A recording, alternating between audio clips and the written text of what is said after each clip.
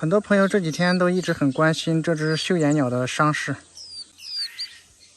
它主要是这个翅膀，那天被蓝雀抓伤了，是吧？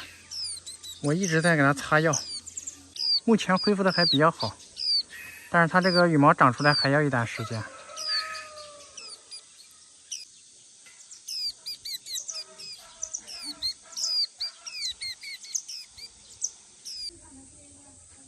它自己现在也在学着啄东西了，哼，跳到我手上来了。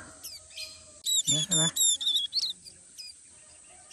虽然它的翅膀受伤了，但是起食的时候扇的还是特别快啊！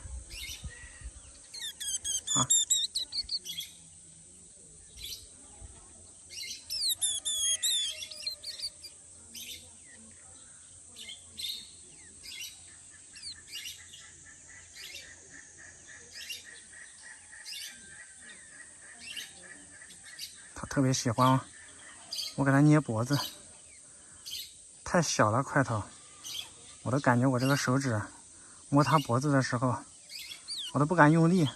你看，它把脑袋伸着，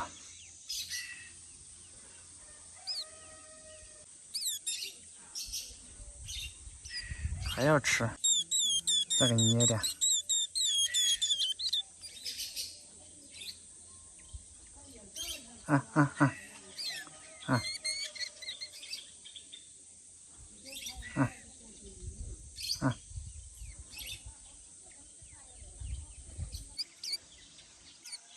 你看它这个脖子，里面都装满了食物。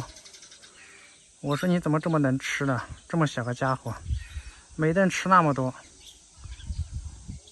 这个快胀到这个嘴巴去了，喉咙都撑满了。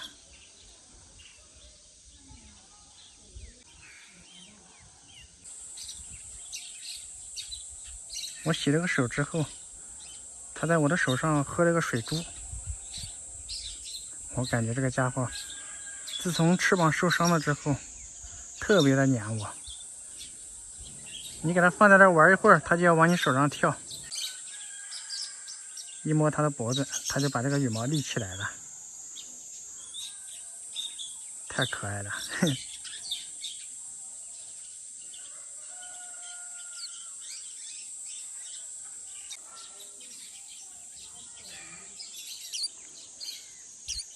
到我手上来了，它顺着我的胳膊一直往上爬，都钻到我的脖子上来了，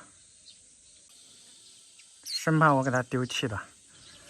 放心吧，我是不会丢下你不管的。